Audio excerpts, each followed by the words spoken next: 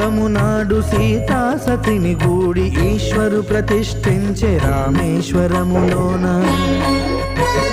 కలియుగములో నేడు కన్నుల కరువు తీర శ్రీరాముడదే సత్యనారాయణుని కొల్సి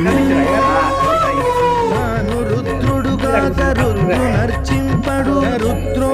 రుద్రమర్చయేత్ అన్నట్లు తాను తెలియక దైవము తెలియదనగా దేవుడు